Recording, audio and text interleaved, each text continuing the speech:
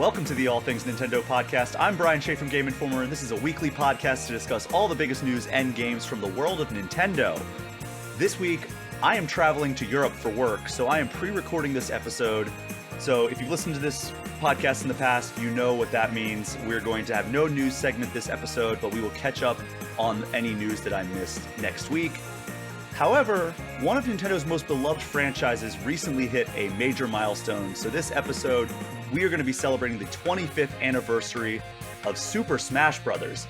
And joining me for that is former Game Informer editor and narrative lead at Big Blue Sky Games, and also fighting game aficionado, Suriel Vasquez. Suriel, how are you doing? Hello, I'm doing well. It's hard to believe that it's been 25 years since the first Smash Brothers came out. Yeah, I mean, I still remember, like, clear as day, seeing the commercial, and we're going to get into this a little bit more, but let's talk about this first, though, because before we jump into today's topic, last episode, we were talking about kind of like the Nintendo financials call. I don't know if you caught that, where they're like, okay, well, the Switch 2, right? successor is... The successor to the Nintendo Switch, because they don't like calling it Switch 2, they don't like calling it Breath of the Wild. Yeah, Breath of the Wild 2. The sequel to The Legend of Zelda Breath of the Wild, aka the sequel to the Nintendo Switch, or the successor to Nintendo Switch. They said they're not going to be mentioning that at the June Nintendo Direct that they also simultaneously announced, which we also kind of all assumed. But they did say that we were going to get like the full rundown of like what the second half of Nintendo's 2024 is. So I asked some listeners to submit their predictions, and I read most of them, but we did have one come in shortly after we had already recorded. So I wanted to read that before we jump into talking about Super Smash Brothers. This comes from Megan S. on Patreon. They say, I'm torn between thinking they will be scraping together what they can before moving forward to the next console, or potentially having a lineup of great games to end with a bang. I'm hoping to see a Zelda remake of some sort, but they may be saving that one for next gen. I do predict a horde of games being added to the Nintendo Switch Online catalog. So, I mean, I definitely think that's a realistic prediction. We've already seen that 2024 is the year of like remakes and remasters so far. You know, we have Mario versus Donkey Kong. We have Luigi's Mansion 2 HD on the horizon. We have Paper Mario: The Thousand-Year Door about to come out this month. So, I mean, I don't know if you have anything to add to that, or... There's been the rumors of the like Twilight Princess and Wind Waker remasters being ported. Don't even get me started on that. And I know that those have been as long-standing as like, Switch Pro rumors, right? I feel like, this is definitely one of those years where I think as they focus on here's what our launch lineup for our next console is going to be, then they can just do a bunch of fan-pleasing stuff like here's, all this stuff that you've wanted for a while. And so I think her suggestion of we're going to add a bunch of stuff to Nintendo Switch Online would be a good idea. But I feel like Nintendo's cadence for that stuff is so weird that I don't know that they'll have like we're announcing another platform, because they're kind of running out of platforms to really like reveal, because I don't think they're ever going to do GameCube stuff. Not on this console anyway. Maybe it's Switch 2, but yeah. Because most of those GameCube remasters have been full price games like Metroid Prime and Paper Mario.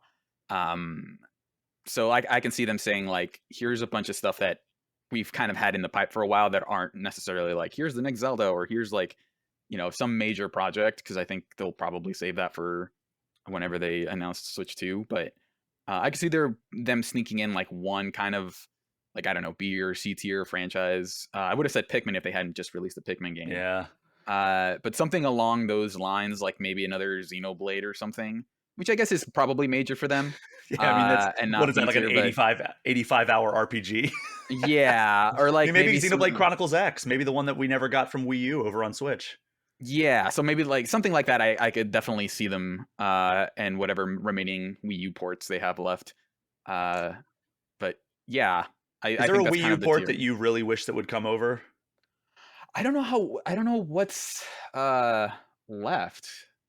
So Xenoblade Chronicles, the Kirby Canvas sequel, Curse sequel.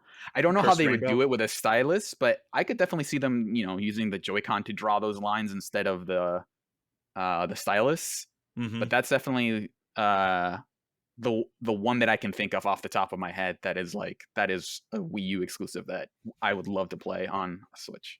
Yeah, I mean, again, that might be a whole slew of challenges just given how touchscreen dependent that was, but there has to be some way they could translate that to motion controls, but maybe Yeah, that's more work than they think is worth it. that's true. I mean, I feel like after they ported Skyward Sword, which was so bound to the Wii's specific controllers, I think they could pull it off if they really wanted to. But who knows what the work difference would be? But I think And that's probably the one that I'd want.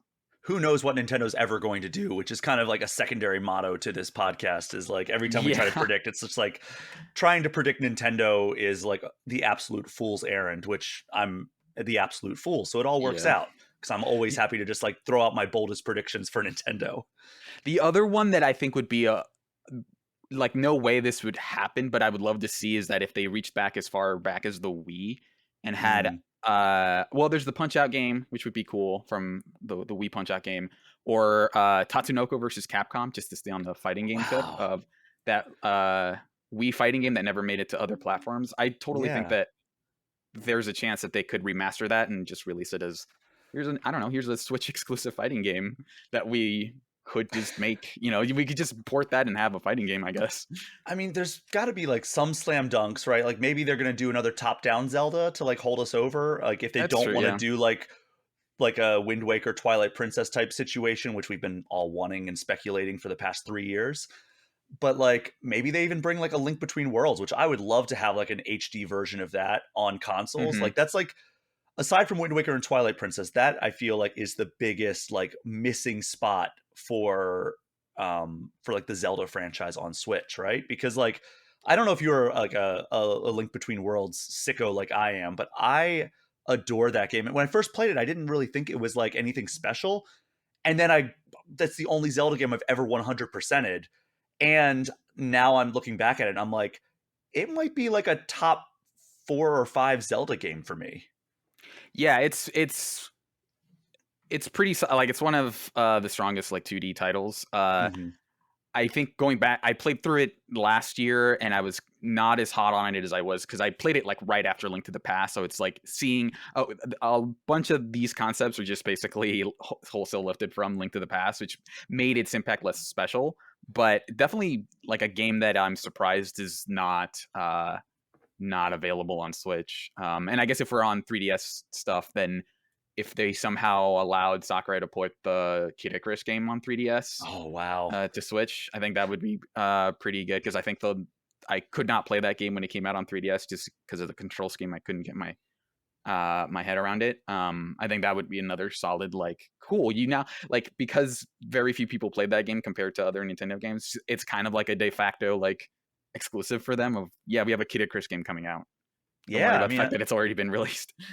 I could see that happening, especially since you had like if you really wanted the true experience, you had to buy like that extra like a like add-on, the Hmm. extra stick Circle for Pad the Pro. the Yeah. circle. Oh my god, I haven't heard that. That's like Obi-Wan Kenobi style, where that's not a name I've heard in a long time or Yeah. whatever he says. Like Circle Pad Pro, and like were there only like 2 games that used that thing? Wasn't it like that and like was it Hyrule Warriors the 3DS version? Like The one what that I was remember most is Resident Evil Revelations, the first right? one. That Yes. one required it, or didn't require. I don't know if it required it, but it definitely wanted you to use that for dual stick controls. With Kid Icarus, I specifically remember them saying, I don't know if it was like an official thing or if someone just recommended that like the best way to play that game is to put the 3DS on a table and like use both hands to like play the game without actually holding it in your hand. And I want to say they went as far as to release some kind of stand for it, where you could Wow. like a way to prop up the DS on a table and play it that way. That was, I think, how far they went for to make that game playable. I mean, it's incredible how the heights that they went to try to make like these games play better on like the form factor of the 3DS. I'm Yeah. looking. I didn't think there were that many games that use the Circle Pad Pro. I'm on like a Nintendo 3DS fandom wiki. There are like no fewer than 25 games listed that are compatible with the Circle Pad Pros. There's Picross E, Monster Hunter Hmm. 3 N4 Ultimate, Metal Gear Solid No, that Snake makes Eater sense. 3D, Kid Icarus Yeah. Uprising, of course. Like, I guess that man, has to include like titles that were better on the new 3DS with the second Mm-hmm. analog stick. I guess those technically count as anything you can play with that, like that takes advantage of that, would be playable on a Circle Pad Pro. Um, I did also look up the stand, and yeah, it was packaged with the game itself. If you, I don't know if it's like the default or if it was a special edition, but it came with like a stand that you would put the 3DS on, so that way it was, I guess, more comfortable or playable. But that was an interesting peripheral for them to release. Yeah, like, uh, man, like I just don't know why like they even bothered. Like it's like almost like is this worth the trouble? And I guess Nintendo was like, hey, we could revolutionize handheld gaming. And like it's funny that you look back at that and you look back at the Wii U and you kind of combine the lessons that they seem to have learned from both of those platforms and the result of applying all those lessons ended up being the Nintendo Switch. Yeah, and it also speaks to like how much Nintendo relies on the hardware itself to make the case for their consoles, which is like kind of come, not, I wouldn't say come back to bite them, but like the I guess it affects the audience more so than anything else, where their games are the least are the most difficult, I think, to port forward. It's because Hmm. a lot of them are like a lot of DS games, don't like they have, Capcom has to specifically re-release stuff like the Phoenix Wright trilogies, and make new versions of them because most DS games just are not in a format that is easily portable, right? Like all those Hmm. have to be bespokely made. Things like Ghost Trick or The World Ends with You. And the same thing for the Wii U. Like some games just are much harder to be ported because of the form factor of the console itself. And I think in that sense, the Switch is probably a lesson that they've learned, like kind of the collection of all their lessons, but also their most traditional console to date, where it's like, if I don't know if this guided their thinking at all, but the idea of these games will be easier to port forward than most of our other games, which would also make it easier for other companies to port their games to our system. I don't know how much they thought about that when making the console, but it definitely feels like that all just happens to contributed to their success. Well, I mean, in it's something that platform holders are absolutely thinking of. Like when I was there when Xbox announced that they were doing at a very small industry event, I think there were like 20 other industry members there, and they were announcing that they were migrating Xbox One over to the Universal Windows platform. And I'm sure I've told this on this podcast before, but I got to interview Phil Spencer about that, and I was like, hey, like is backward compatibility, because his whole thing was like, look, when I buy a game on PC, I'm pretty sure that it's going to work like for years to come on my PC, even as I upgraded the graphics card, even if I buy an all new PC, my Steam library is going to carry forward, and it's 99.9% of the time those games are still going to work on my new PC. And he's like, that's not the case for games now. You don't have that assurance. So with introducing the Universal Windows platform, we're able to basically tell you like, hey, if you buy a game now, 2 consoles from now, it should still work unless there's like a particular piece of like a peripheral, like the Kinect, for example, where it doesn't get Mm-hmm. carried forward. That's the only case that they would have where you don't have like that assurance. But otherwise, like that was something that they were very intentional about.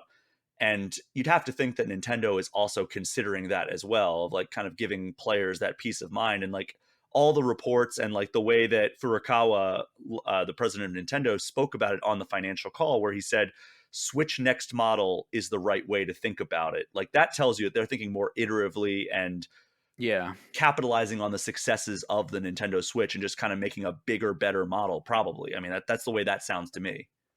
Yeah, I don't think there's gonna be some, groundbreaking new like here's like the weird feature of this console, and more so how can we, make a better version of the Switch and kind of adapt.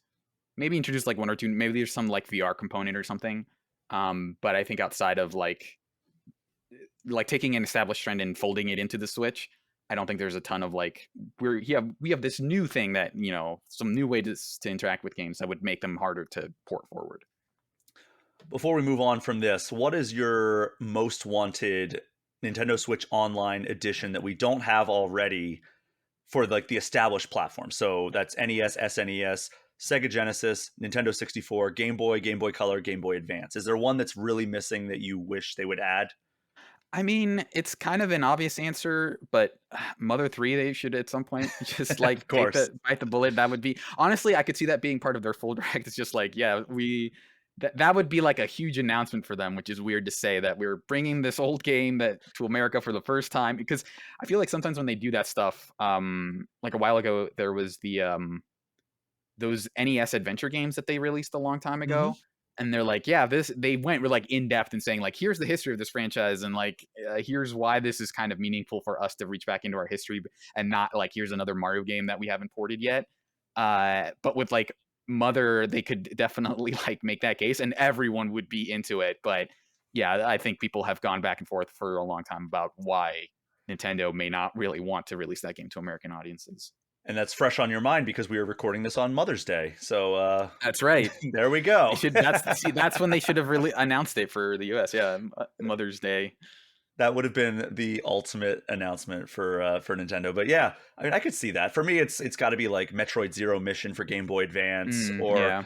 literally any Pokemon game, like a mainline Pokemon RPG. Like I would love to have like Red, Blue, Yellow on the Game Boy, or Fire Red, Leaf Green. Like give us that on Game Boy Advance. Like those, I think, are the ones I'm most holding out for. But I don't know. I think have they already done Fusion? Because I think if they've done Fusion, it doesn't seem like Zero Mission would be far behind. They did Fusion. That was one of the launch titles, I think, for the Yeah. Game Boy Advance. But like, it's what? Like, when did that come out? Like over a year ago, right? The Game Boy Advance Yeah. library. I think with the Pokemon games are probably more hesitant because it would involve like some negotiation with the Pokemon company. And Pokemon specifically, like I could see them just saying, why would we release these when we could remake them for a new platform? Because Yeah. like Pokemon is at that tier. Although I just thought about like there's the that Astro Boy game that people really liked, the Omega Factor or something. Yeah. Uh that came out in the US and is now like one of those like hotly coveted, like very expensive on eBay carts that you can find that is like $70-$80 to buy this Game Boy Advance game. I could see them doing that because that's a treasure game. Um, and I don't think the licensing would be. I think in general, it seems like licensors have gotten a lot more loose about when they license stuff, and so I don't think it's too out of left field for them to port that game to uh, Switch. So that those whenever they do that, it always kind of kills like the aftermarket sales market. And I'm looking at an eBay listing for a sealed copy of Astro Boy Omega Factor for Game Boy Advance, never opened, currently $949.95 with $10 shipping, which the shipping kills that Yeah. deal. No, So yeah.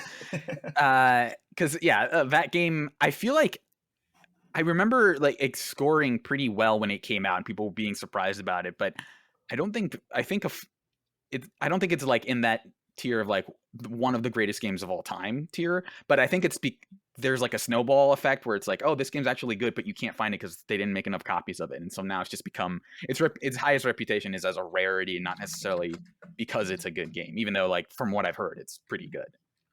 I need to look something up here because I here's my confession here. I I have opened what do you know if you've ever opened an extremely like valuable game that would be a lot more a lot more valuable sealed? If it had been sealed, um, I don't know. I don't think if I'm gonna open a game, it's when I get it. So it's not like I've ever bought something that is already like rare, and that if I opened it, it's whatever. I think like the rarest thing that I have is probably like a collector's edition of Metal Gear Solid 4. Ooh. And I also have a copy of Tetris DS, and so like I think those are probably the most valuable things that I have. But I've never been like, oh, if I open this, it'll lose its collector's value because I don't necessarily really care about that stuff. So I did this at the order of former Game Informer editor in chief Andrew Reiner. I will preface it with that. Hmm. But there is a video of me on YouTube reading how expensive Mega Man 2 factory sealed is on Game Boy. And Hmm. I'm looking at a listing on eBay right now for $1,000 for a sealed, good condition Mega Man 2. And I opened it live on camera. Okay, So that's that's good. That's the good content. Yeah. Yeah, that's good content, baby. But thankfully, it wasn't my copy. It was Game Informer's copy. But we were using it Yeah. for replay, so it Yeah, works out. if you're using it for content, you're getting value out of it, right? So, Exactly. I'm sure we I don't got think it's as bad. $1,000 worth of content out of that. But Yeah. let's I move mean, unless in. you, like, threw it away immediately after you finished it, right? Like, if it's like, "Video's over, time to throw this game in the trash." Yeah, I mean, I don't think we did that. We put it into like one of our things that allowed us to record footage, and we Yeah. played the game. But let's transition over to Super Smash Bros., which, by the way, is another game that is not on That's true, that would be the a good Nintendo N64 Switch ad. Online. It's weird that we have the Mario Party games, but not Super Smash Brothers. But what is your story about how you got into Super Smash Brothers? Um, I wanna say that, like, it was, weirdly inversed in that, like, instead of being like, "Oh, here's all my favorite characters," I think the only franchises I might have known about at that time were Pokemon and Mario, and then, like, Donkey Really? Kong. Zelda? Uh, yeah, I think that's how I was introduced to a bunch of Nintendo franchises, like Zelda and Metroid. Uh, Wow. and so, yeah, I remember getting, uh, Smash Brothers because it had Mario in it. I wanna say the timeline for this adds up. And then, like, looking at all the other characters and thinking, like, "Who are all these people?" And then a few days later, one of my oldest brother coming back home with a copy of Ocarina of Time and saying, like, "This is the thing. This is the game from that guy." And that was, like, the first Zelda game that I played. Oh So it was man. weirdly, like, influential in terms of, like, becoming a real big Nintendo fan of just like, "Oh, I can't believe they have all of these other, Nintendo games that aren't just Mario." And because at the time it was hard for me to, like, distinguish, like, you know, I had a Super Nintendo, right? So, like, the Super Nintendo games that I know are, like, Mega Man 7 and X, Super Mario World, and, like, a handful of others, like Street Fighter. But, like, I didn't necessarily associate with, like, "Oh, these are Capcom games," or "These are Nintendo games." And I think, like, Smash Brothers was, like, the first thing that I saw, like, "Oh, these are all from the same company," right? Like, it's not just like these are Nintendo games, but, like, these are all Nintendo characters.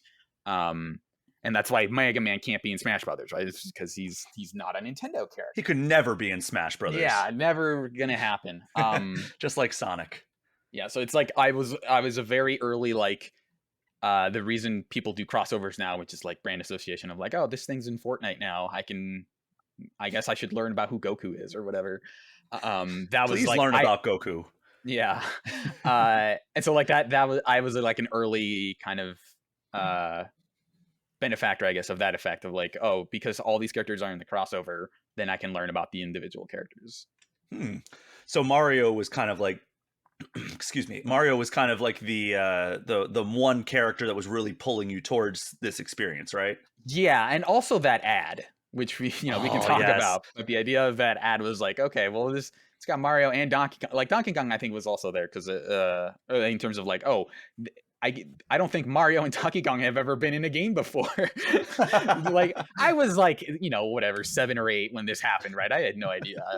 I had no knowledge of gaming history, so I was like, oh, that's the Donkey Kong Country guy, and that's the Super Mario World guy, and there's Pikachu. And, like, if those three are in a game, I have to have it. That commercial is so, so good, and we'll talk about that a little bit later. By the way, Alex Van Aken actually spoke to the people behind that commercial and did a feature on. I don't know if it ever went up on GameInformer.com, but that was a really fun read. It at least was in one of the issues that we have. But if it's not up, I mean, I might have to talk to him about getting it online because that was a really good conversation that he had with them.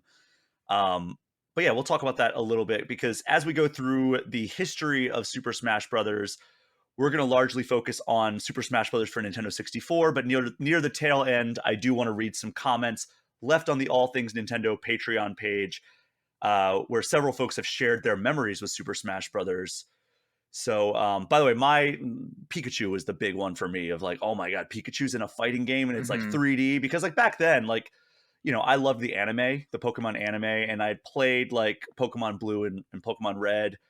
But like, I was like, oh man, it's so cool when they have like 3D Pokemon because that was just like not a thing that happened back then. It's wild to Yeah. think about now of like, oh, Pokemon, that's just how they look. But like back then, it was like, oh, not only do they look like they do kind of in the cartoon, but they also say their name. Like Jigglypuff says Jigglypuff and Pikachu says Pikachu. And it's like, I remember that was like a big draw for me in Pokemon Snap as well. Yeah, and so, like, there's a weird kind of, like, nostalgia that I don't know kids today would have, uh, now of, like, seeing the things that you like in this completely different form is feeling like a mind-blowing thing, right? Just like that's like 95% of the appeal of Pokemon Stadium is that like it's Pokemon on the big they're not in my Game Boy anymore.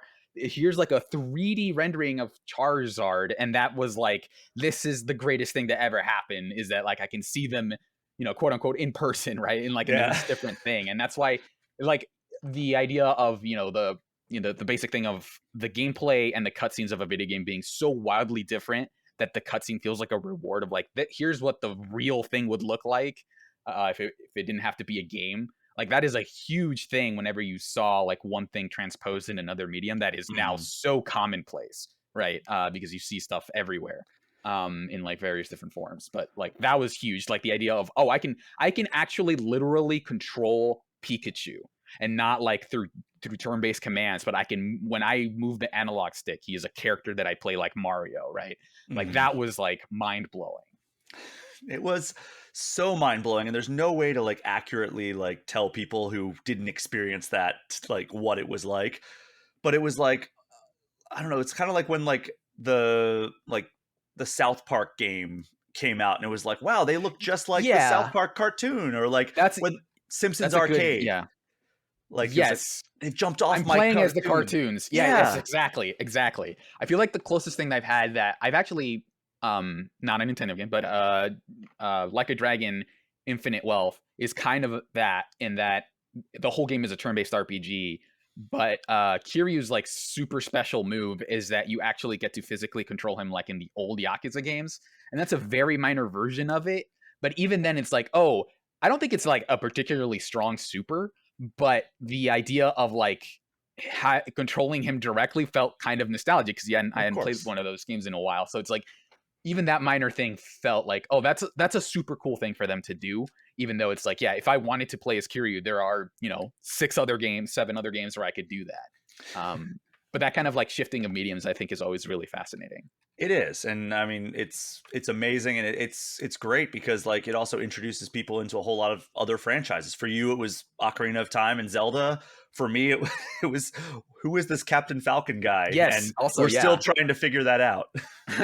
Yeah, like I never went back and played like F-Zero until GX, right? So it was Mhm. almost a strong marketing opportunity for them of like I never played F-Zero X or anything, but when F-Zero GX came out, it was that's Captain Falcon's game, Like same thing Exactly. for Fire Emblem when Melee came out of like I don't know anything about these franchises other than the character was in Smash Brothers. So that is like like a form of the Nintendo seal of approval is that like well, it's a Nintendo character and it's their game now, so I'm gonna play this one. But yeah, it was like I was 100% bought in and of like I'm gonna stay in the Nintendo ecosystem, and Smash Brothers was like a big part of that. Absolutely. Let's get into the history of this game. So in 1990, a young, unseasoned developer named Masahiro Sakurai joined HAL Laboratory. And immediately upon joining, at the tender age of 19, he created a character named Kirby and directed hmm Kirby's Dream Land for Nintendo's Game Boy, which released in 1992. And in addition to being his first project and directorial debut, it also marked the first time working alongside Satoru Iwata, who was at HAL Laboratory at the time, and Iwata had programmed the game. And then Sakurai returned once again in 1993 to do Kirby's Adventure on NES. And this time, Iwata was a producer alongside Shigeru Miyamoto, marking the first time that Sakurai had worked with Miyamoto. And then the three got together again on 1996's Kirby Superstar for Super Nintendo. Were you familiar with the Kirby franchise at that point? No, the Kirby was also definitely another franchise that I learned about through Smash Brothers, and that led to me, playing through Kirby in the Crystal Shards. I think it's called Mhm. the N64 one, which is a game that I really liked when I was a kid. I don't know if it holds up today, but yeah, that was definitely like I had no idea that that was like it had that connection. Other than like I saw the HAL logo in Smash Brothers, and then I saw the HAL logo in Kirby, And I was like, huh, that's interesting. And like, just did like, again, did not have any conceptualization for what that meant, right? Just like, I guess this just must be the new Nintendo logo. Like, it's may as well just be part of the same credit roll. Um, and yeah, playing through Kirby and seeing like, he was, I think him or Luigi were probably the characters that I played most in Smash 64. Oh, Uh, really? yeah, because I liked Kirby a lot when I played as him. Because he had this, even though like Link had a sword, it was like, oh, this guy just pulls out his sword, when he does his His cutter, up B. yeah, his up B. And he's like, like a cute little puffball and stuff. But yeah, that was my first interaction with anything Sakurai related. And it turns out Kirby's really good in a lot of these Smash games, like Yeah. often top tier, right? Like like maybe not. In Kirby in Smash 64 specifically, he was really really good. Like him and Pikachu were actually like probably the two best characters. Um, but yeah, going back to the kind of development history, like the idea that of those three working together is like as close to like a gaming Beatles as we have, especially for Japan. Like you throw Tezuya, I think isn't it the Tezuka, Takashi Tezuka? Tezuka. Yeah, and like that's like Beatles territory right That's the there for Fab game Four. development. Yeah, exactly. I think Chrono Trigger might be the other close one, but for like Japanese developers, I think that's pretty close. Yeah, I mean it's a murderer's row of developers Yeah. working on those early Kirby games. Like, goodness gracious. So after 1996's Superstar hit Super Nintendo, Sakurai had expressed interest in creating a fighting game.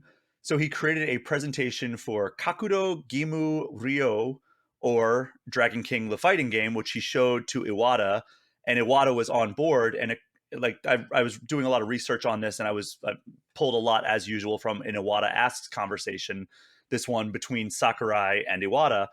And according to that conversation, Sakurai handled the planning, specs, design, modeling, and movement, and Iwata did all the programming. And Iwata called it the ultimate handcrafted project. And then Sakurai said, quote, "The team setup was like one that would be making a game for the NES. We had one additional person that helped us with the sound, though."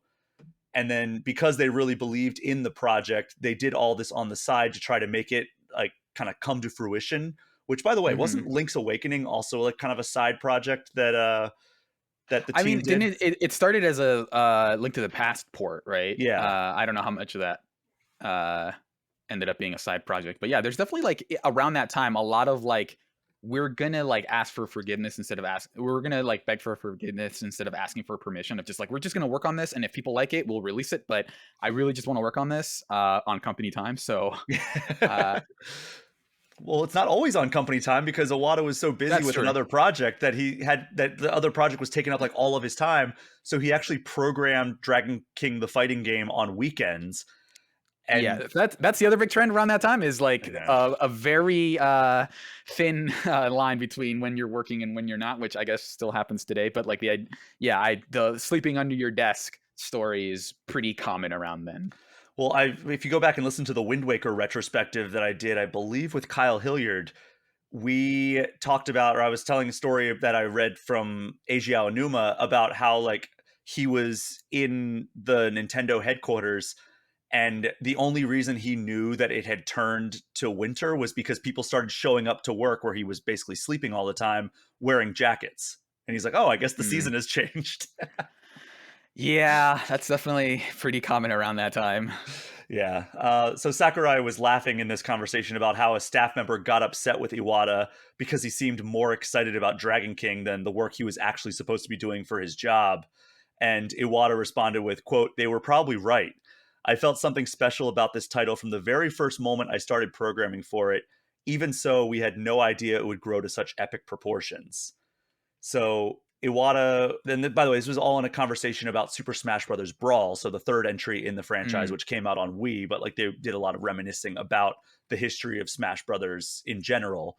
And Iwata, during that conversation, said he was most excited about creating a four-player game that used the Nintendo 64's new control stick, which, again, we talked about the Circle Pad Pro earlier, and it's like, Yeah. that's like, oh my god, we're adding a second control stick to a handheld. That's unheard of, except for the Vita.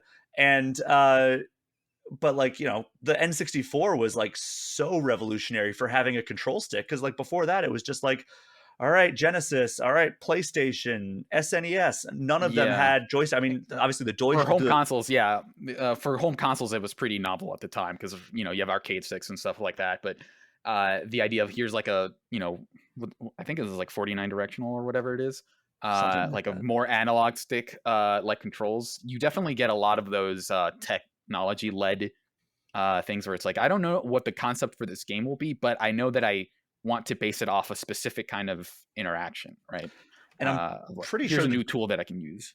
I'm pretty sure the DualShock on the PlayStation 1 came out after the N64, right? Like I think so, but uh, I don't know either necessarily. way, an analog stick for a home console was very unheard of at that point, or at least very rare.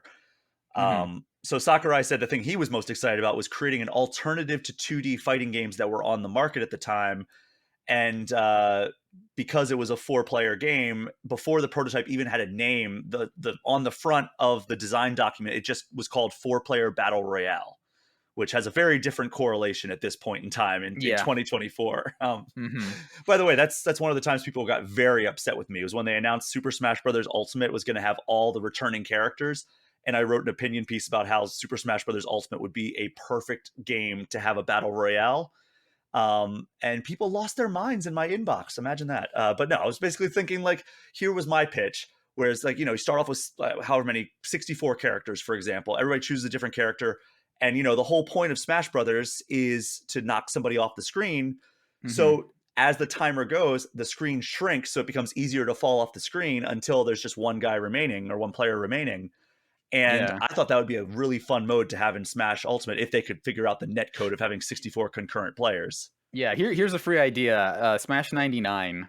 And then you just make a Yes. giant stage, and that's like your big. We're not porting the original Smash Brothers to Switch, but we're porting this version of it to to Switch, and that'll be free for members and stuff. And it's just like one giant stage where you're trying to knock people out of it. God, it would be perfect. And I know people really are prickly around the term battle royale, but like it was literally the original name of like the prototype. So take it up with Sakurai if you have a problem.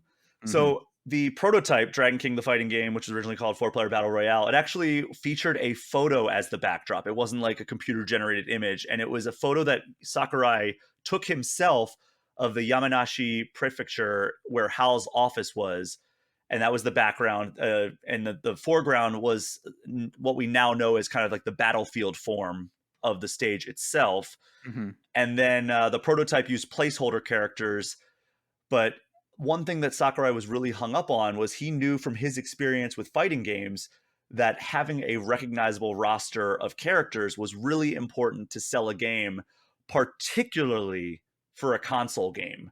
Because, he was like, oh, well, if you go to an arcade, you're there mostly for the gameplay. You put in a quarter, or obviously not quarters over in Japan, but like you put in a coin and you sit down, you play the game, and you're just more about the gameplay and the moment to moment. But if you're buying a console game at the store, you need a recognizable face to really pull you in.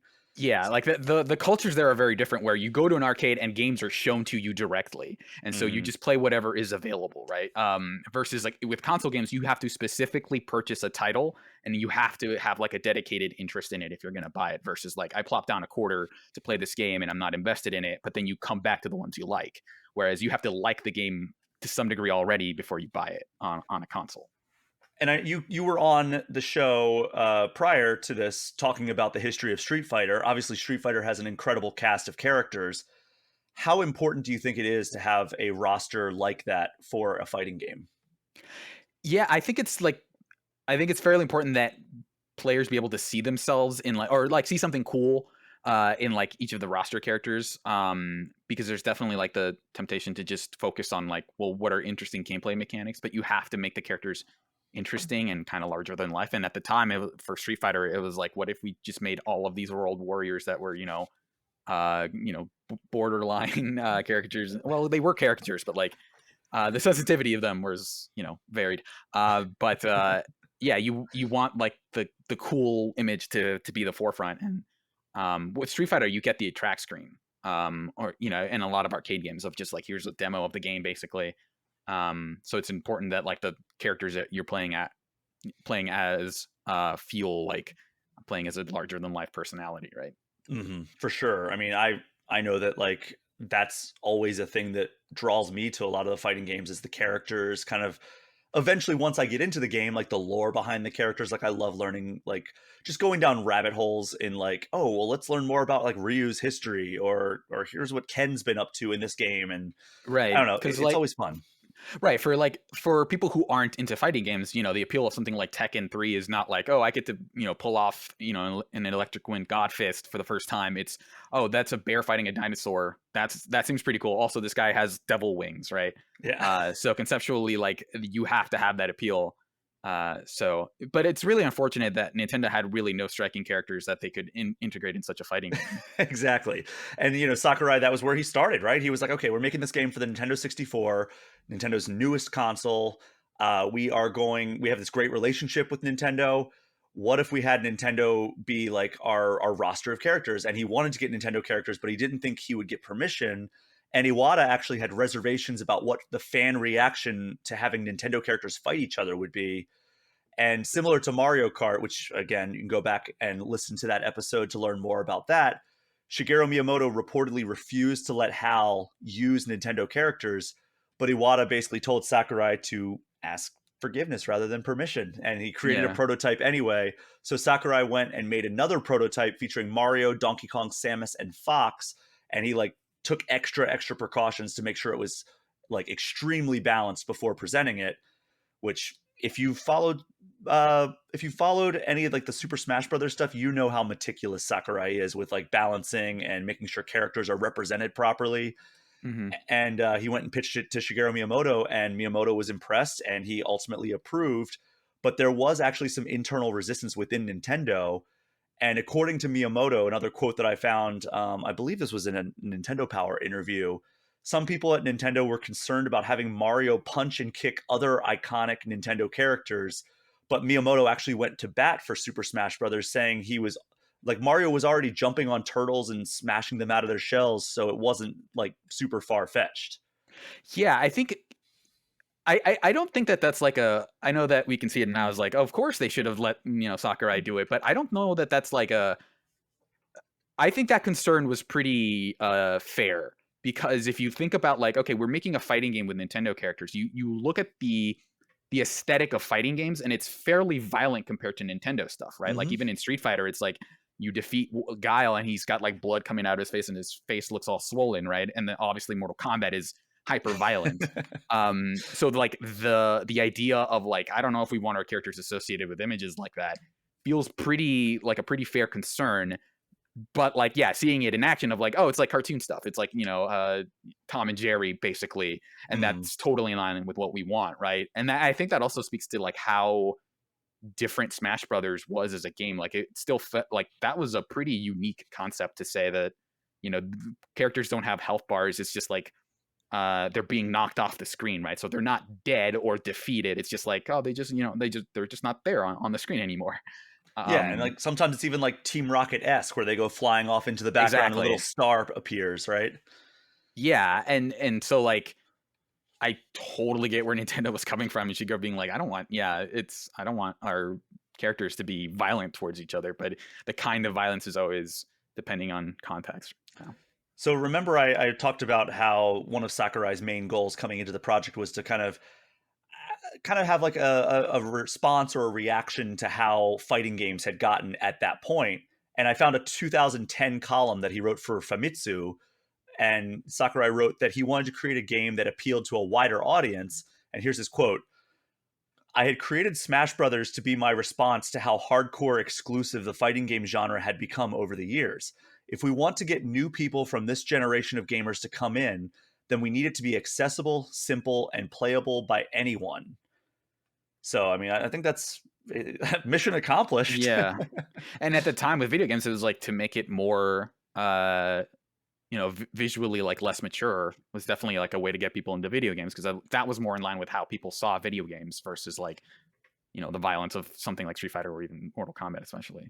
And as you would mention, like it was no longer about like the standard health bar, which I think was kind of like a more hardcore concept for a lot of people. It's a lot more difficult to like imagine as like a non-gamer. I would think of like, okay, we got to hit all the health out. It's like, no, we just have to knock this guy off the thing. And the more damage he has, the further he goes. Yeah, it's almost conceptually harder to think about. Like it's more abstracted. The idea that like, oh, the more I hit this person, the farther he'll go. But I think that comes to like, okay, if I have, 25% health and my opponent has 75% health, then I'm going to lose this match. Versus like, oh, I'm at 91%, but if I can get one good hit on my opponent, I might be able to kill them anyway. Mm-hmm. I think that's more appealing. And also like it being 4 players, right? It's Yeah. definitely like, well, I might not be able to win, but at least I didn't get fourth. Yeah. And it's also like because the way the stages are built, it was almost about platforming as much as it was Hmm. about the like actual fighting, which I think again appeals to a wider audience because how many people see Mario and they're like, wait, he's in a fighting game? And it's like, oh wait, but like he's jumping around, he's like climbing up on platforms and like they probably Yeah, gave immediate comparison seeing Donkey Kong and Mario jumping around on these different platforms. yeah. So it's this weird melding of it's everything Nintendo was working toward at the time of like, here we want to make a family friendly version of other games, and we want to use all of our popular characters, and we want to make something that feels uniquely Nintendo. Mhm. And that this definitely hit all of those marks. So, I mean, we've talked about it a little bit now, but the commercial, it was just a brilliantly done TV ad where what was it? Mario, Yoshi, Donkey Kong, and Pikachu skipping through a field to the turtles happy together, or so happy together, I believe it is. Hmm. And like it's a song about how like sunshiny and everything a relationship is, and then like I forget who it is. Is it Donkey Kong or is it Yoshi that like throws like a kick and like trips another one, or is it trips Pikachu and then like Donkey Kong like Yeah, smashes Mario over top of the with head and like it's with a hammer or mascots something. and they're Yeah, mascots. It's like the yeah. people in mascot They're in, yeah, costumes. fursuits basically. Yeah, and like that commercial was just, yeah, unlike anything you'd ever seen in terms of like video game advertising. Of like, okay, here's like these iconic people in this weird other form, like I mentioned, uh, and yeah, to them just beating the crap out of each other was like, well, I have to play this. I'm looking up what exactly happened so we can give like the play by play here. It is a 35-second commercial.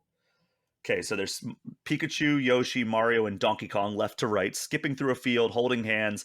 Pikachu is not okay. Pikachu's barely holding hands because okay, Mario trips Yoshi. Donkey Kong smashes Mario in the head. Donkey Kong and Mario. Oh man, this is way more violent than I remember. But there was a ganging up factor. Hmm. It looked. Who was it that was assault with a deadly weapon here? Yoshi, because like if you kick somebody when they're on the ground, it's technically assault with a deadly weapon, which Yoshi is doing to Mario. And then Hmm. Donkey Kong is grabbing Pikachu by the tail and swinging him around like he does in the game, which is Yeah. that, that's an eye-catching ad if there ever was one. Yeah, and I not the kind of thing you can get away with today. Not No, necessarily for not. like violence reasons, but it's just like they just don't make ads like that anymore. No, they don't. So I know that you, I believe before this came out, you were a Street Fighter fan, right? I think when you were on before, was it you were talking about Yeah. how like they had a Street Fighter 2 cabinet in like the convenience store that you lived by? They had a Mortal Kombat Mortal Kombat, street okay. thing. But yeah, I was definitely into Street Fighter by then. But yeah, I don't think I ever saw it as like being, oh, this is a fighting game like those. It's just like this is a game where I get to play as other Nintendo characters. That was like the primary appeal to me, and not this is like a Street Fighter game. So you didn't think of this as like a traditional fighting game initially, at least. Like before I bought it, I had no idea what it played like, right? I just saw like, here's that ad. It has your Nintendo characters, so like let's just see what this is, right? And even as I played it, I think early on, I didn't really have like the kind of understanding of genre to say like, oh, this is in the same vein as Street Fighter, Yeah. especially because it was like mechanically so different, that I didn't see it as like being in that same heritage. Yeah, it is. It wasn't ever like registered to me as a fighting game. Honestly, like I guess like I thought it was a fighting game, but I didn't even think of it as like in the same category as like Street Fighter and Mortal Kombat, which I was also Yeah. into it by that time. If anything, I thought of it more as like, here's an elaborate like Mario Party mini game than something like Street Fighter, right? Like this is obviously way more polished than any single Mario Party mini game, but I felt like it's more like that. I would be more likely to pitch it to someone as It's kind of like Mario Party than it's kind of like Street Fighter. Yeah, God, it just scratched such an itch. Like, I don't know what it was about it. Like, I always I guess I never really understood it, especially in Smash 64, like, the true depth behind it, right? Like, it just felt like a light and fluffy fighting game, but then, like, as games like, as it evolved into, like, subsequent entries, especially Melee, you're like, "Wow, there's, like, a lot of depth to, like, learning how to play these characters," and, like, once that exploded into, like, the esports scene and, like, Melee was, like, the poster child for that franchise for a long time, you just saw like what next level Smash play work looked like. You were like, oh my god, like they're not even playing the same game. Like at least when I watch like professional Street Fighter players play, I'm just like, okay, they're doing the same thing, but they're just doing it so much better than I could even imagine. Like they're doing beyond stuff that like my imagination could ever allow for. But Smash Brothers, like competitive Smash versus whatever it is that I do with Super Smash Brothers, is a completely different thing Yeah, altogether. yeah, and I didn't really have I wasn't really exposed to like Smash Brothers high level play until like right before Brawl came out. Hmm. But I did watch like Melee players and stuff. But even in Smash 64, you saw like the challenges, and like the break the target specifically taught me like here's like obscure things that this system allows, right? I very specifically remember having like a session with my brother of like trying to clear Yoshi's break the targets thing Oh so we my can god, unlock, because you had to break all the targets on every character to unlock, I think, Captain Falcon or something. it was one of the four, Um, yeah. yeah, and so like trying to do Yoshi's was definitely like, okay, you need to like do this specific thing and then jump, like fall off, because Yoshi doesn't have an up B, so you basically have to be doing his like second jump in such a specific way, and then throw the egg before you fall. And having that kind of specificity to the challenge definitely felt like, okay, there's more to this than just like moving around and mashing the buttons. And you can play the game with like a kind of nuance that is like, even Street Fighter I didn't think about like as anything other than like you jump around and you kick, right? Because Hmm. again, I was 7 years old. um but like that kind of single player design was also like pretty strong, and even then it's like, getting through the arcade mode and fighting through the challenges, and fighting Metal Mario and figuring out like here's like the best attacks that you need to use against Master Hand, because he Oh yeah. he plays so like you have to fight him so differently than you do other opponents. There was definitely a lot, like even early on there was like a lot of ways you could enjoy that game even if you'd never played against another person. I feel like Super Smash Brothers for N64 was the first fighting game where I wasn't like button mashing, right? Like I was a button masher in like traditional fighting games embarrassingly late into my life. Like it's Yeah. relatively recently that I've started like employing like real strategies into like my street. Like it was like Street Fighter 4 era that I like started employing like actual strategies into like my Street Fighter play. But like Smash 64, like that just didn't work, right? Like you had to actually like know what you were going to do with intentionality Yeah. and go for it. Yeah, because mashing in Street Fighter, like especially 2, just looks like you pulling out a bunch of different attacks and occasionally jumping. Whereas in Smash Brothers, like you're not going to be anywhere near your opponent. You're going to be moving in all these random. It's going to look like you're flailing. Hmm. Whereas in Street Fighter, it's still going to look like you're flailing, but it's like you're more likely to land a hit by mashing than you are in Street Fighter than you are in Smash Brothers. So you kind of have to think about like, in order for like the simple act of in order to hit my opponent with my attack, I need to be near them, right? And so I have to think about how I'm going to move so that I can hit my opponent. So there's definitely like, yeah, you can't match as easily in Smash Brothers as you can other games. And that was actually by design because the idea that Sakurai and Iwata primarily wanted to hammer home was the idea that new players could have as much fun as longtime players within 10 minutes of picking up the controller. And Iwata said, quote, "We shouldn't try and separate the casual gamers from the core gamers. After all, everyone starts off as a casual gamer. Some of these casual gamers will end up falling in love with gaming. Despite this fact, I think that people too often treat them as entities that are inherently different."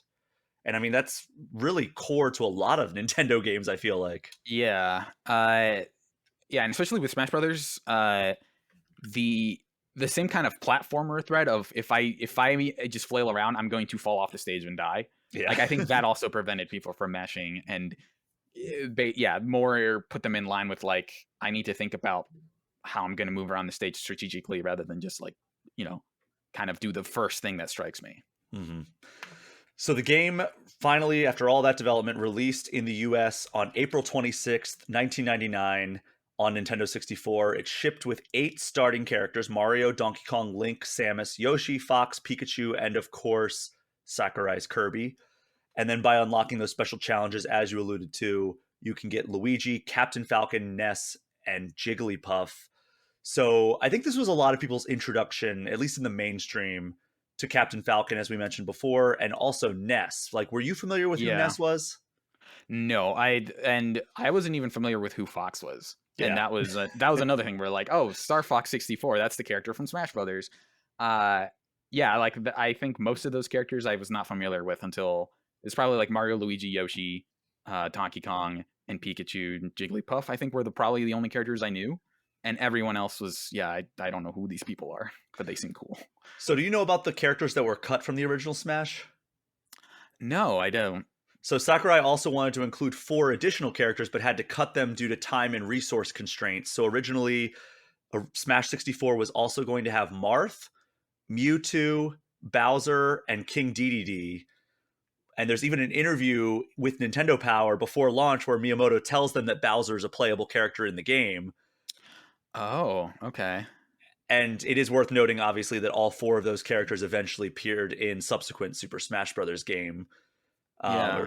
And in the final version, the fighting Polygon team that you go up against in the single player mode, those characters are based on the original prototype characters from the Dragon King, the fighting game prototype that he showed to Miyamoto originally. Yeah, that was definitely like a very different era where the characters you included are the characters you want and not like who are the most fan requested characters. And there's all this like politicking around like, well, we have to include this character because we have, because people want it, but I want this character for me. And thinking about like, well, what is the reaction to this reveal going to be? And just like, I don't know, I want to put my characters in the game. So King Dedede is like, has priority over whatever the most requested character would have been at the time. Yeah, and I Could mean, have been, I don't know, Chain Chomp or something like like Bowser, right? Like the fact that DDD had his equal chance to be included as Bowser, I think would be laughable now if neither of them were in the game. Yeah. So the reception for Super Smash Bros. On N64 was largely positive upon release, and the sales went really well, actually. Imagine that, having Mario, Donkey Kong, Pikachu, Yeah. Link, all in a fighting game. So the only games on N64 that outsold Super Smash Bros. By the end of its life cycle were Super Mario 64, which, of course, Mario Kart 64, which, as we've covered in the past, Mario Kart games are always among the top sellers on their platform, if they're not the top seller like they are on Switch. GoldenEye 007, which was an absolute phenomenon, and The Legend of Zelda Ocarina of Time, which is one of the greatest games of all time. So that's pretty good company to be in. Yeah, I'm And surprised Pokemon Stadium didn't also exceed it because I would have definitely put money on that. well, now you're asking me, like, where did this go? Let's see. Best-selling Nintendo 64 games is what I'm looking up here. Where is Pokemon Stadium? Because that's true. So Pokemon Stadium was actually the next best-selling game, number Oh, 6 okay. behind Super Smash Brothers, which was number 5. But Interesting. and it's hot on the heels too. Like it's less than 100K units behind Okay. Smash Yeah, because Brothers. that was like peak Pokemon. I guess now it would be like the first initial craze because Pokemon never really went away and had like huge surges throughout its whole lifespan. Which is really great because I thought the craze was dying down. It was just going to be a fad, and that's why I sold my 3 first edition Charizards for like Nice. $36 a piece. Really smart of me, actually. Yeah. But as you're well aware, Suriel and everyone who's listening to this, the series has only grown with each entry. Each subsequent Nintendo console and some of the handhelds has gotten a Super Smash Brothers game that was bigger than the one that came before it. Melee came to GameCube in 2001. Brawl arrived on Wii in 2008. Wii U and 3DS came in 2014 alongside Amiibos. And then the biggest of them all, Super Smash Brothers Ultimate, hit Switch in 2018. And with that one, when you count all of the DLC characters that arrived in Ultimate, the 12 characters that were in Super Smash Brothers for N64 grew to 89 characters across 40 different franchises, which unbelievable. And I actually got to interview Masahiro Sakurai just before the release of Super Smash Bros. Ultimate in 2018. and I asked him what 1998 Masahiro Sakurai would think if someone told him that his N64 creation would one day grow into something as ambitious as Super Smash Bros. Ultimate. And he told me, quote, I would have probably said, you must be kidding. But at the same time, I probably was thinking in the back of my mind, that's not entirely impossible. Games were quickly evolving, and even back then, I did believe everything was possible in the future for sure. And then I also asked him, given the name Super Smash Bros. Ultimate, if that means the best version of something or final, because the Western version of the game is called Super Smash Bros. Ultimate, and in English, Ultimate could mean either the best version or the last version. Yeah. And he said, quote, every time I work on this game, I've devoted myself to making it under the assumption this is the last one. That said, I have no idea what the future holds, so I can't deny that there's no next one either. So who knows? I think that we're going to get another one eventually, and I think Sakurai is definitely the kind of guy who's going to just keep developing games. I mean, I don't know when he's going to stop developing games, honestly. And he seems like he's just like, yeah, we're done with Smash Brothers. I don't think I'm going to work on a Smash Brothers game for a while. And then it seems like he's just going to like jump right back into developing a Smash Brothers game. Yeah, he strikes me as the kind of person who is like always so stressed out about how much control he takes over his projects, and then wants to kind of bequeath that control. And then the moment he sees someone working on something that he's associated with, he's like, no, I have to. If someone's gonna make a Smash Brothers game, it's got to be me. But also like wanting to distance himself. But I don't know. Now he has like a burgeoning YouTube channel. Maybe he's just too busy to make Smash Brothers. Maybe. I mean, but isn't he wrapping up his YouTube Yeah, channel? I think there's like a yeah. This was kind of my break. My break was to develop a successful YouTube channel. Now I can I'll probably make another game or something. So it's funny that you mentioned that like he's so like creatively involved with the game still to this day, and like he's always so stressed about it. I actually asked. I said, "This is a Q&A that I did on GameInformer.com." I said the character reveal trailers. This is just prior to Super Smash Brothers Ultimate launching. Character reveal trailers have all been so creative. Were you as involved in the storyboarding of those trailers as you were for Super Smash Brothers for Wii U and 3DS? He said, quote, I create all the plot, including that of World of Light. I make dense adjustment requests to the CG staff, and I also review things like the audio. I, of course, take a look at the gameplay portions as well. Thinking in terms of game development, I should probably entrust this all to someone, but I haven't really found that someone yet. Yeah, I feel like that's also a big kind of director delegation thing of people not feeling like they can trust anyone else with their kind of their baby. But I feel like those are pretty common director things. I would imagine most film directors are that involved in their projects, right? It's just maybe Sakura just doesn't know how to turn it off. But I would be so curious to see if he wanted to do something that wasn't Smash Brothers, because he's only like basically since then he's only really made Kid Icarus, right? Yeah. So I would love to see like here's the thing I've been kicking around when I wasn't working on Smash Brothers, or like in the times that I had. That would be I'm sure that game would actually do pretty well regardless of how it was released. Mm-hmm. But I don't know, maybe just keeps making Smash Brothers again. So looking back on Super Smash Bros. On Nintendo 64, how do you assess the legacy of it? Like, do you think we get Fortnite without the crossovers that are like presented in Super Smash Brothers? Like the just how ambitious a crossover Fortnite has become? Yeah, I feel like this is I wouldn't say like the biggest step, but there's definitely like the gradual picking away at what what companies are allow to happen with their IP.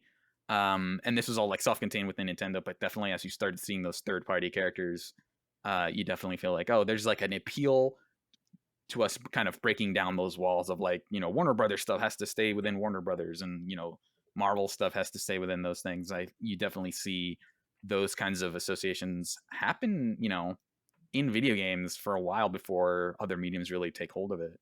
Mm-hmm. So yeah, that kind of crossover is pretty uh uncommon until this kind of stuff happens. All right, here's the big question, Suriel.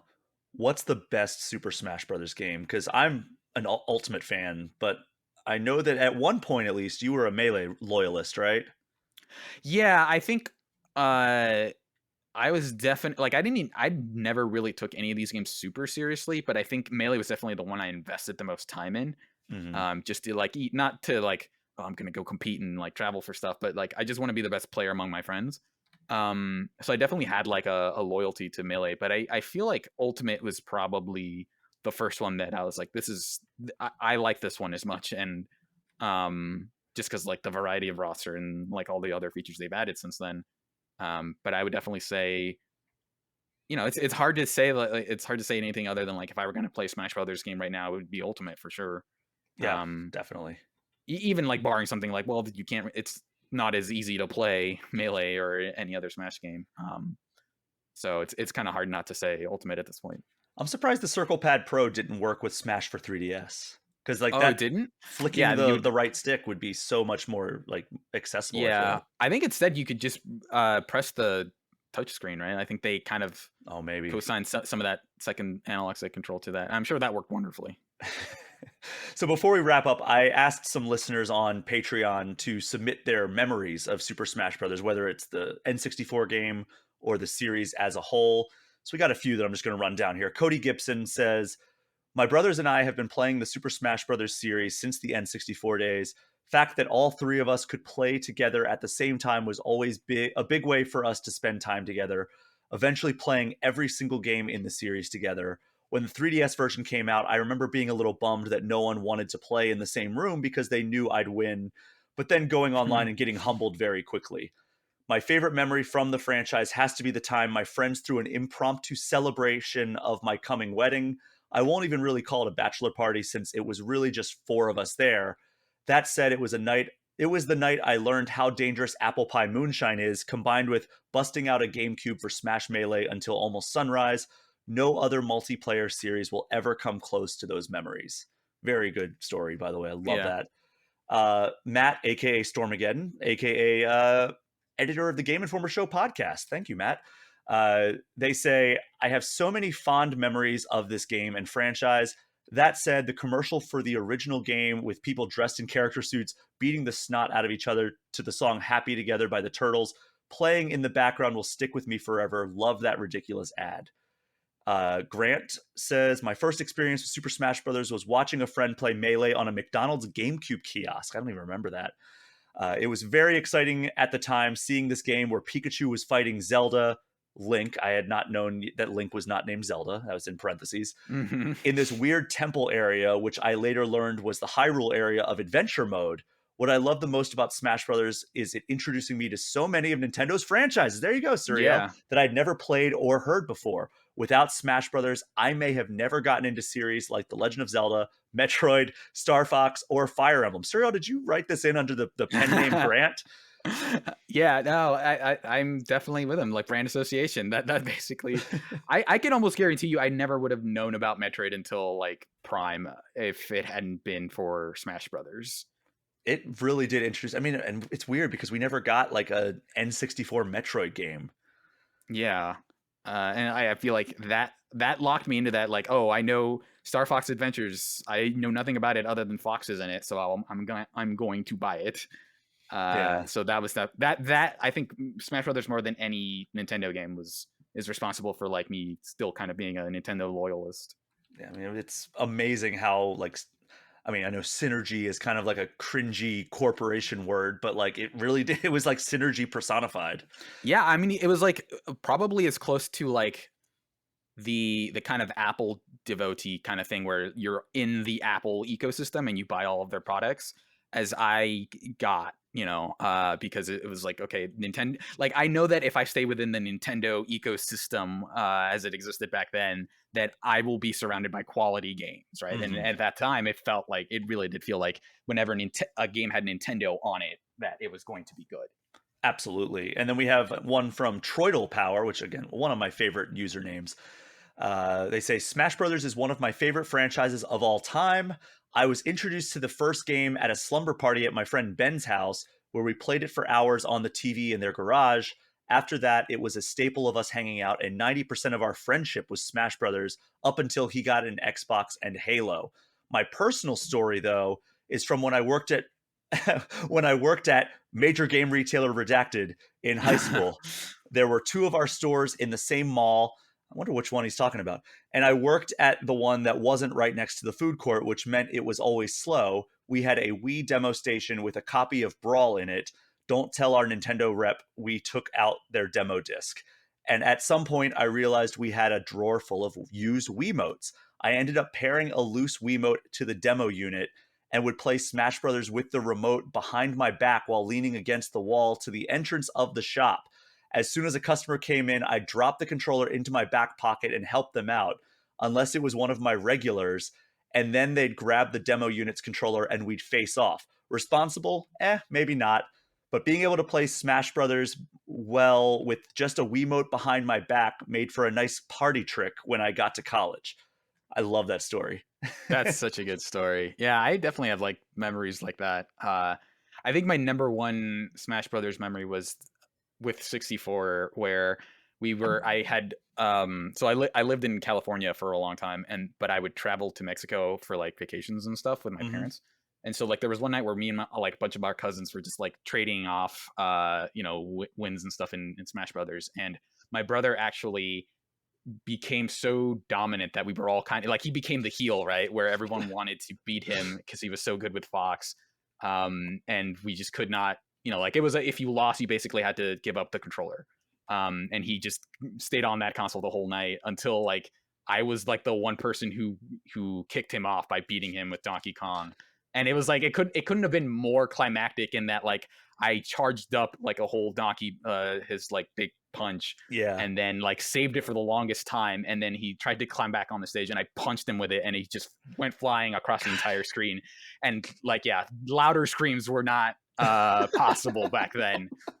I had to have our parents say like, shut up, like you guys are just yelling about whatever. We gave you this game so you wouldn't bother us, and now like you're making way too much noise. But that was definitely the proudest I think I've ever been having played a video game. Very few things felt as good as hitting somebody with the fully charged Donkey Kong punch or the Samus charge shot. So good. Yes. Yeah, those charge attacks are definitely awesome. And then finally, we have a question from Brooke Obscura. They write, when do you think Super Smash Bros. Will be added to the Nintendo Switch Online Plus expansion pack? It's one of the only games in the top 25 best-selling games for Nintendo 64 that is yet to be added to the service, not including Donkey Kong 64, Diddy Kong Racing, and an assortment of Star Wars games. Do you think it's being saved for a special occasion? Do you think the difficulties in getting the online multiplayer to work adequately might be a reason as to its current omission from the service? I mean, I think that it's weird that it's not on there, right? Maybe they think that because Smash Ultimate is there that like it's that's not exactly necessary. what I think is that there are a handful of franchises that I think that Nintendo feels are just like, why would you play the older one when there's the updated version? And I think Smash is definitely one of those where they're like, why would anyone play Smash 64 when they have Smash Ultimate on the same console? But you could say the same thing about Mario Kart 8 Deluxe. Totally, right? And I feel like it's just a matter of like with some franchises, the teams are like, yeah, that's fine. Or it's like their preciousness with individual franchises, I think are very curious. And so I wouldn't be surprised if they ended up never releasing it in that version. So weird. I mean, Mario Party is another one. Mario Party Superstars has like the greatest hits rundown, but yet we have Mario Party 1, 2, and 3 on Nintendo Switch Online. So there's definitely precedent for them doing exactly that, but I always just feel like Nintendo always has like their weird peculiarities about when they re-release stuff. Yeah, it goes back to kind of like a question that I had with a Nintendo rep. This was not a developer, but like I was seeing a Link Between Worlds pre-release at like it was like a trailer, and I was like, met them like in like a trailer parking lot in Austin. This is back when I was living in Austin, Texas. And I said, oh, do you think like you'll release like a Link Between Worlds on 3DS so that people can play the first one and then get excited for the second one? And they were like, they almost looked at me like, why would we do that? Like, are you out of your mind? Yeah, like it's always so strange the way they think. Yeah, it was a very strange thing. But Suriel, we are going to take a quick break, and when we get back, we're going to do definitive ranking and get your eShop gem of the week. We will be right back.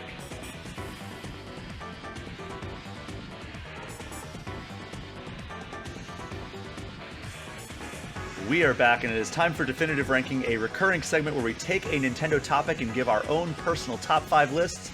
Since we're celebrating Super Smash Bros. This episode, Suriel, I want to get your top 5 Super Smash Bros. Stages. You could do either the series as a whole or stick purely with Smash 64. So basically start at 5, count it down to 1. Give me a quick sentence or two about each. Okay, I definitely stuck to Smash 64, so won't have any of the wilder stages from other games. But my number 5 is Dreamland. It's a good one. I feel like it has this like really nice mix of just a solid stage where you don't have to engage with a gimmick much, but it also does have that kind of wind blowing, and I think the song is really good. Mm-hmm. Yeah, it has one of the most iconic songs, I think, and like, yeah, it's the song where like when I think of Kirby, I think of that song. Yeah, definitely. All right, so number 4. Number 4 is Peach's Castle. Because that is definitely like a very gimmicky stage, but I feel like it works really well, and just having that huge bumper at the top of the screen is always like, it's definitely a more party stage than anything else. But I like all of like the back and forth stuff and the way that they have the bumpers, but they also have like the kind of stoppers, the kind of angled platforms in the middle of the air. It's also just kind of weirdly abstract, right? It was just like, I don't know how much this has to do with it, Peach's actual castle, but it's in the background, so I guess this is in the Mushroom Kingdom. Mm-hmm. Yeah, it's one of the ones that I immediately think of when I think of Smash 64. Yeah. And I think the other one, like my number 3 is Sector Z. Oh yeah. Which is in other stages, but I feel like the size of it definitely made it seem like this is a much bigger stage than all the other ones. And I know that everyone talked about Final Destination, but this felt like more the one we played when it was like, we want to take it seriously, because it felt like the most flat, even though there was like the kind of weird kind of edge where you could hang out and like towards the back of the stage. But it, like, because it felt like the flattest, longest stage, it felt the most serious in a weird way.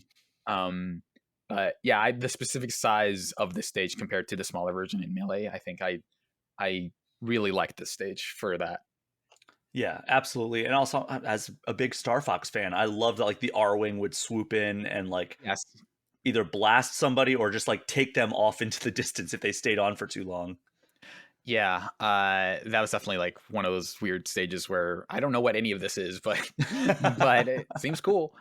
And my number 2 is Hyrule Castle, which was also a really fun stage, because you can get into those kind of like weird knockdown drag out fights where you're just kind of in that rightmost section where there's like, I don't know if it's like a pagoda or whatever, or and you're just kind of bouncing around. You get into really high percentages, but also it's a small enough stage where you kind of have the variety of, here's a bunch of platforms in the middle, and then here's the angled slope. And that was like, my first introduction to anything having to do with like the world of Zelda. And number 1, Pokemon Stadium, just because it felt cool to move around in like an actual city. And again, let's say that was like definitely like, oh, this is like the world of Pokemon. And the elevator revealing some random Pokemon always felt like this is just a really fun stage with a lot of stuff going on. And this was even before wall jumping. I don't think you could wall jump in Smash 64. But yeah, the being able, like, those really like small places between the skyscrapers in the middle was always like a weird thing. And yeah, it was just a really fun stage with a lot going on. So well, it was called Saffron City, right? Was it called Saffron City? Yeah, I think Okay. Pokemon Stadium. Yes, I just you're looked it right. up, and that debuted in Melee, and that was just where it was like an That's actual true. stadium. Yes. So yeah, it would be Saffron City. Yeah. All right, that's a good list. And this is always a thing that I tell people whenever I give them a ranking of, you can interpret this prompt however you want. I interpreted it as, I'm going to give you my favorite of Smash history. Sure. And this was a trickier thing than I think I initially thought it would be. And because I have a lot of love for a lot of the Smash 64 stages, but I tried not to choose all of them. And I tried to think of ones I just have good memories playing. And number 5 for me was Mushroomy Kingdom, which I don't think is necessarily a super fun stage to play. It's the one that's kind of like, the best way to describe it, I think, is like the post-apocalyptic Mushroom Kingdom, where it like kind of has like even like a lazy version, like kind of like almost like like broken down version of the 1-1 theme, like the overworld theme for Mario. Yeah. And you're just kind of going through like a mushroom kingdom that's like all like it almost looks like in the Fallout universe where it's just like desert. And Yeah, that is a weird stage. but I like the vibes of it for some reason. I don't necessarily like playing because it's an auto scroll level, which I don't Mhm. think is like necessarily the best type of stage in Smash Brothers. I'm honestly like full disclosure, like I'm a Battlefield form or Final Destination type player where it's like unless like I'm really leaning into like some gimmicks, like I like the Persona level for example, but that's just because I love Persona games so much that like it's fun to have those like little Easter eggs popping up when you're playing in those stages. But like in terms of actual gameplay, I like the simpler stages usually. Although there are some really fun Yeah. stages that like bring chaos. There's definitely like stages that you play with a group of people who haven't played the game before, and people when you're like, I kind of want to, take it a little bit more seriously. And so, yeah, the auto scrollers are definitely like ones that are fun to pull out when there's a bunch of people playing, and it doesn't matter who wins. Yeah, and I tried to stick, I think, largely to the gimmicky ones for my list. There's not going to be any poke floats on this though. Justice for Pokefloats. It's like the only I stage know. that's not in Ultimate. Yeah. I wonder why that is. There has to be some sort of like programming reason for why Yeah. it doesn't come. Like I feel like that would be like the final little like piece of the puzzle that they're missing. Watch, that's going to be Super Smash Brothers Ultimate Deluxe that Yeah. they We've sell added for it. Switch 2, and it's like we got poke Finally, floats. everywhere is here, and they add Pokefloats. Yeah. Everywhere is here. That's very existential. Um, Number 4, Suzaku Castle, the Street Fighter stage.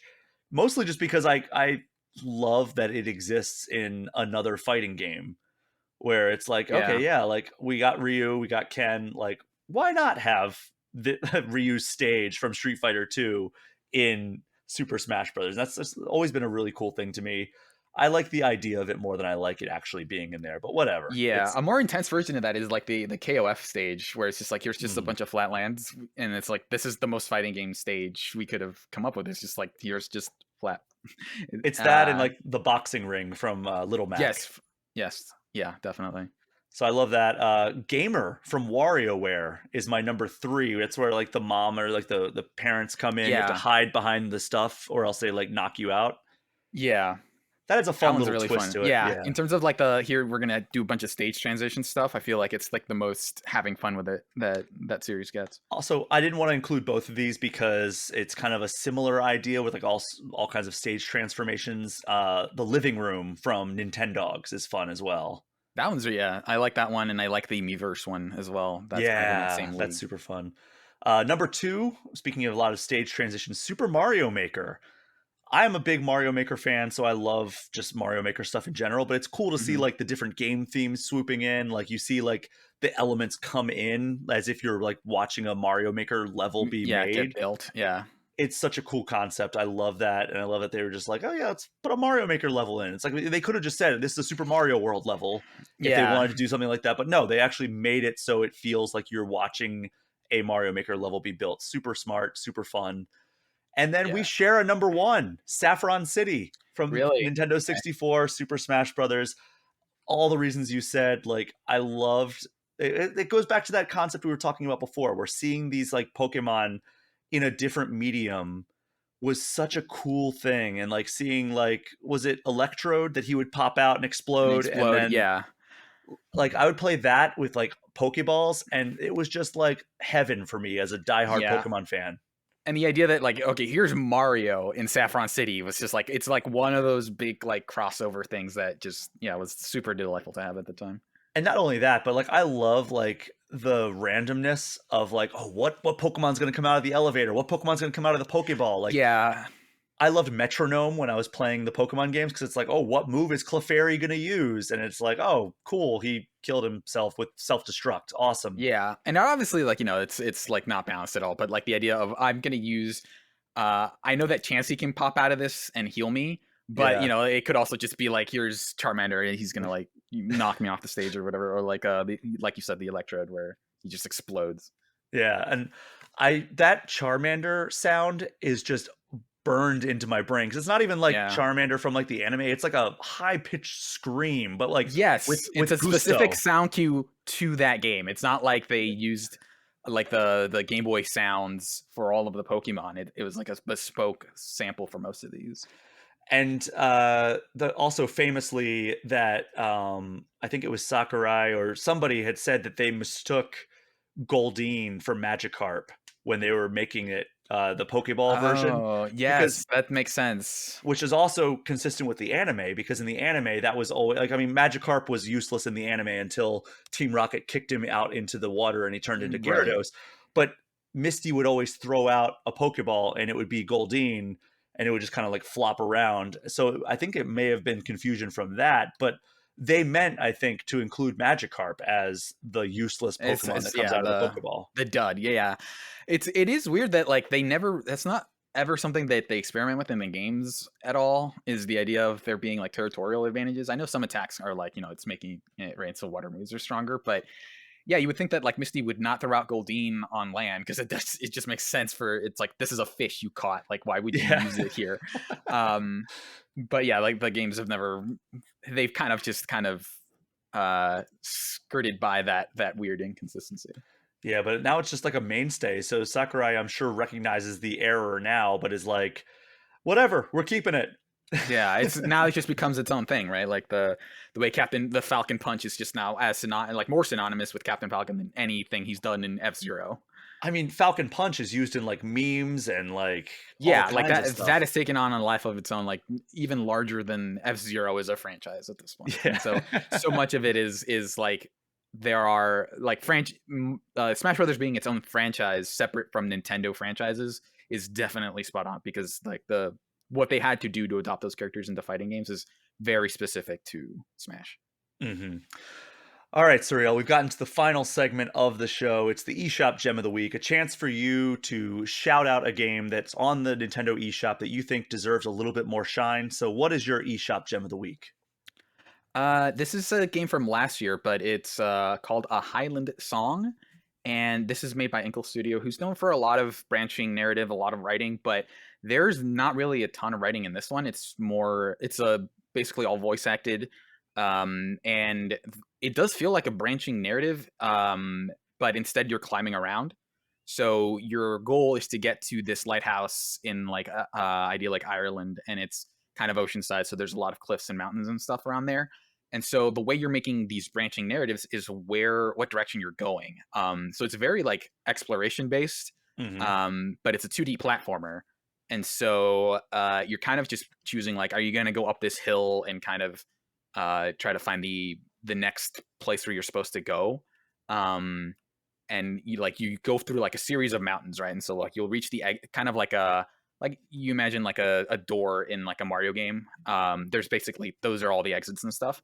And so you can see like the branching narrative applied to a platformer in a weird way, where like your path through this game is very like, I went through exit B of this stage and then went to exit E of this area. And so you're doing this kind of thing. And it feels very like, oh, my journey was my journey. And it's only like 2 hours long. So it's a pretty short game, but it's the climbing mechanics I think are really cool. There's like a whole weather system, and you can just bang it out in an hour or two, and yeah, it's really good. Lot of interesting ideas going on there, and beautiful hand drawn like animations and aesthetics. Definitely. Looking at and so it's just like if you like hiking, or you have like a lot of like, you get to see a lot of really nice views of distant countrysides and stuff. It's really, really good.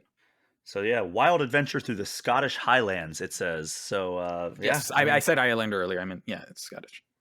Yeah, it looks really cool. I've never even heard of this one before you brought this up, so I appreciate you telling me about this. It sounds pretty up my alley, so I'm going to add that as a wish list game. It is, I mean, unfortunately, as we're recording this, it is on sale. By the time this episode airs, it is freshly back to full price. So, but full price is $18. Yeah. So if you're interested in playing that, check it out. A Highland Song on the eShop. But Suriel, thank you so much for taking the time out of your Mother's Day to join me for this episode of All Things Nintendo. Thank you so much for having me. This was a ton of fun. And thank you so much to everyone for listening. Do me a favor, if you haven't already, throw All Things Nintendo a 5-star review and hit that subscribe button. If you want to get any questions or comments in, you can get in touch with me at brian@allthingsnintendo.com. Hit me up on social media at Brian P. Shea. or leave a comment on the free All Things Nintendo Patreon page.